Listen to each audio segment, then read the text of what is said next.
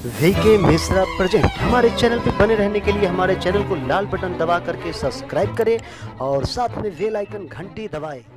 शांताकारं भुजगशयनं पद्मनाभं सुरेशं विश्वाधारं गगनसदृशं मेघवर्णं शुभांगं लक्ष्मीकान्तं कमलनयनं योगविधानगम्यं वंदे विष्णु भवभयहरं सर्वलोकैकनाथं।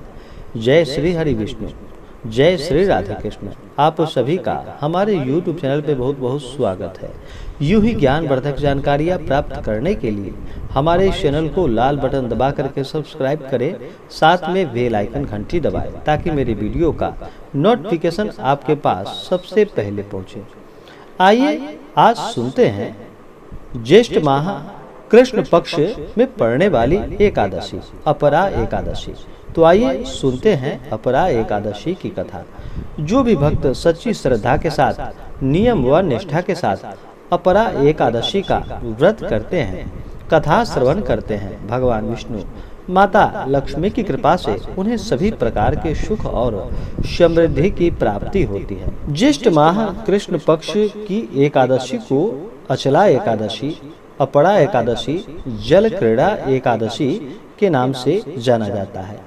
इस दिन भगवान विष्णु के त्रिविक्रम रूप का भी पूजन किया जाता है। जो भी सच्ची श्रद्धा के साथ, नियम और निष्ठा के साथ एकादशी का व्रत करते हैं, भगवान विष्णु माता लक्ष्मी की कृपा से उन्हें सभी प्रकार के सुखों की प्राप्ति होती है। अपरा एकादशी का महत्व धर्म शास्त्रों के अनुसार अपरा एकादशी व्रत करने से गर्भपात, ब्रह्म हत्या, राक्षस योनि, झूठ, बुराई व अन्य पापों से मुक्ति प्राप्त होती है। इस व्रत को करने से मनुष्य को तीनों पुष्करों में स्नान के समान, गंगा जी के तट पर पिंडदान के समान और कार्तिक माह में स्नान के समान, सूर्य चंद्र ग्रहण में, कुरुक्षेत्र में यज्ञ, दान एवं स्नान के पुण्य के समान फल की प्राप्ति होती है। जो व्यक्ति पूरे विधि विधान से अपरा एकादशी का व्रत करता है, उसे सौभाग्य की प्राप्ति होती है और पापों से मुक्ति प्राप्त होती है। मनुष्य को तभी सुख और समृद्धि की प्राप्ति होती है जब मनुष्य के सभी पाप और ताप नष्ट हो जाते हैं, तब जाकर के मनुष्य को सभी प्रकार के सुखों की प्राप्ति होती है। तो आइए सुनते हैं अपरा एकादशी की कथा। तो बोलिए प्रेम से भगवान विष्णु की जय, माता लक्ष्मी की जय। बहुत समय पहले की बात है। एक बार युधिष्ठिर ने भगवान श्री कृष्ण से पूछा कि हे जनार्दन, ज्येष्ठ माह के कृष्ण पक्ष में कौन सा एकादशी किया जाता है और इस एकादशी को करने से क्या लाभ की प्राप्ति होती है, यह मैं आपसे सुनना चाहता हूँ। तो भगवान श्री कृष्ण ने कहा कि हे राजन, आपने बड़ा ही उत्तम सवाल पूछा है। यह लोगों के हित के लिए बहुत ही उत्तम बात आपने पूछी है। राजेंद्र, ज्येष्ठ माह के कृष्ण पक्ष में एकादशी का नाम अपरा एकादशी है। यह बहुत पुण्य प्रदान करने वाली है और बड़े बड़े पातकों का नाश करने वाली है। ब्रह्म हत्या से दबा हुआ, गोत्र की हत्या करने वाला, गर्भस्थ बालक को मारने वाला, पर निंदा तथा पर स्त्री लंपट पुरुष भी अपरा एकादशी के व्रत से निश्चय ही वह उस पाप से मुक्ति पाता है। तो आओ मैं तुम्हें एक कथा सुनाता हूँ। इस प्रकार भगवान फिर अपरा एकादशी की कथा सुनाने लगे। प्राचीन काल में महिध्वज नामक एक धर्मात्मा राजा राज्य किया करता था। उसका छोटा भाई वज्रध्वज बड़ा ही क्रूर, अधर्मी तथा अन्यायी था। वह अपने बड़े भाई से द्वेष रखता था। उस पापी ने एक दिन रात्रि में अपने बड़े भाई की हत्या करके उसकी देह को एक जंगली पीपल के नीचे गाड़ दिया। इस अकाल मृत्यु से राजा प्रेतात्मा के रूप में उसी पीपल पर रहने लगा और अनेक उत्पात करने लगा। एक दिन अचानक धौम्य नामक ऋषि उधर से गुजर रहे थे। उन्होंने प्रेत को देखा और तपोबल से उसके अतीत को जान लिया। अपने तपोबल से प्रेत उत्पात का स्मरण कारण समझा। ऋषि ने प्रसन्न होकर उस प्रेत को उस पीपल के पेड़ से उतारा तथा परलोक विद्या का उपदेश दिया। दयालु ऋषि ने राजा की प्रेत योनि से मुक्ति के लिए स्वयं ही अपरा एकादशी का व्रत किया और उस व्रत का पुण्य उस प्रेत को अर्पित कर दिया। उस व्रत के प्रभाव से उस प्रेत को परम गति की प्राप्ति हुई। इस पुण्य के प्रभाव से राजा की प्रेत योनि से मुक्ति हो गई। वह ऋषि को धन्यवाद देता हुआ दिव्य देह धारण कर पुष्पक विमान में बैठकर स्वर्ग को चला गया। अपरा एकादशी का जो भी भक्त सच्ची श्रद्धा के साथ नियम और निष्ठा के साथ व्रत करते हैं, कथा श्रवण करते हैं, भगवान विष्णु उनके सभी पापों को हर लेते हैं। जो भी भक्त अपरा एकादशी का व्रत करते हैं उन्हें 10वीं की रात्रि से ही व्रत के नियमों का पालन करना चाहिए।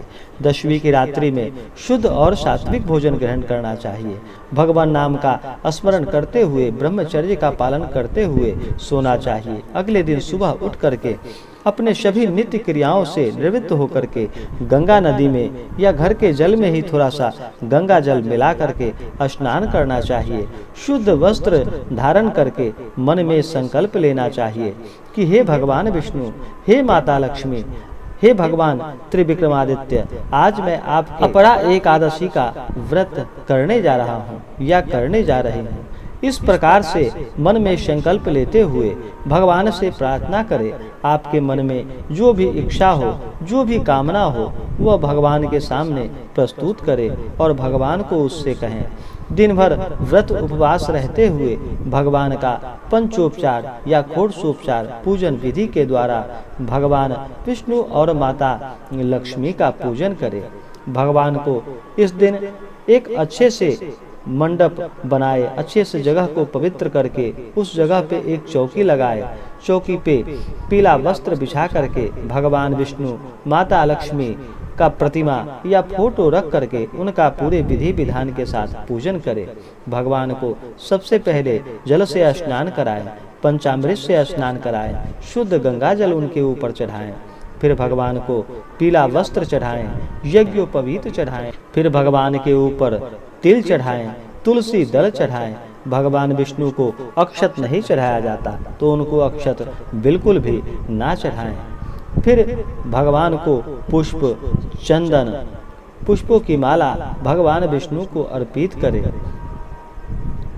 उसके बाद धूप और दीप दिखाएं, अनेक प्रकार का नैवेद्य अर्पित करें अपने सामर्थ्य और श्रद्धा के अनुसार। फिर भगवान को द्रव्य और दक्षिणा चढ़ाएं, पुंगी फल तांबूल अर्पित करें। इसी प्रकार से माता लक्ष्मी का भी पूजन करें। माता के ऊपर जल चढ़ाएं, पंचामृत चढ़ाएं, शुद्ध गंगा जल चढ़ाएं, वस्त्र चढ़ाएं, श्रृंगार की वस्तुएं चढ़ाएं, अक्षत, चंदन, पुष्पों की माला माता को अर्पित करें, धूप दीप दिखाएं, अनेक प्रकार का नैवेद्य अर्पित करें, द्रव्य दक्षिणा अर्पित करें। उसके बाद अपरा एकादशी व्रत का कथा श्रवण करें।